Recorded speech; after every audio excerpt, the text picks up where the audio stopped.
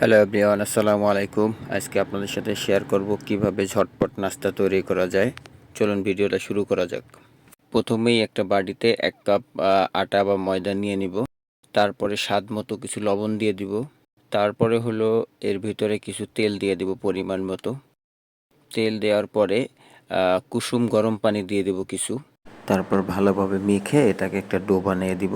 Do বানিয়ে আমরা 10 মিনিটের জন্য রেখে দিব। অন্য একটা কড়াইতে আমরা তেল দিয়ে দেব পরিমাণ মতো। তার ভিতরে আদা রসুন পেস্ট কুচি আমরা দিয়ে দিব।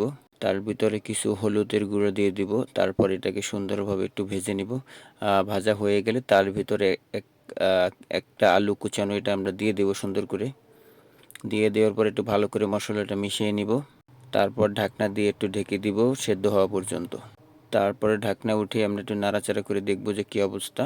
তো আমাদের এটা সেদ্ধ হয়ে গেছে। তার ভিতরে একটা ডিম ভেঙে দিব। ডিমটা দেওয়ার পরে তার ভিতরে একটু টমেটো সস দিয়ে দিব।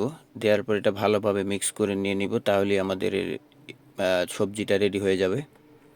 তারপরে আরেকটা বেলুন পিঁড়িতে আমরা ভালো করে একটা যে ডোটা বানিয়েছিলাম ওই ডোটা দিয়ে সুন্দর করে একটা রুটি বেলে নিব। খুব পাতলা করে চেষ্টা করবেন যাতে খুব পাতলা হয়। একটু পানি নিয়ে নেবেন যাতে ভাঁজটা খুলে না যায়। সুন্দর করে আমরা চারু সাইডটা ভাঁজ করে নিব। এভাবে আমরা সবগুলোই বানিয়ে নিব। সবগুলো বানানো শেষ হয়ে গেলে তারপরে আমরা একটা কড়াইতে এটাকে দিয়ে দিব। দিয়ে দেওয়ার পরে রুটির মতো প্রথমে আগে 2 সাইড ভেজে নিব সুন্দর করে। যে এরকম যখন একটু ভাজা ভাজা হয়ে যাবে 2 সাইড, তারপরে আমরা 2 সাইডে একটু ভালো করে তেল দিয়ে দিব। তেল দেওয়ার পরে এটাকে 2 সাইডে কড়া করে একবারে ভেজে নিব। যখন বাদামি কালার হয়ে যাবে তখন নামিয়ে ফেলব।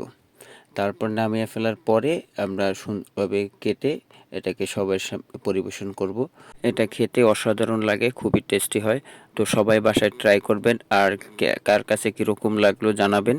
আর ভিডিওটি ভালো লাগলে অবশ্যই চ্যানেলটি সাবস্ক্রাইব করবেন এবং পেজটি ফলো দিয়ে সাথেই থাকবেন। আর নতুন নতুন ভিডিও দেখার জন্য আমাদের সাথেই থাকবেন। দেখা হবে নতুন কোনো ভিডিওতে। আসসালামু আলাইকুম।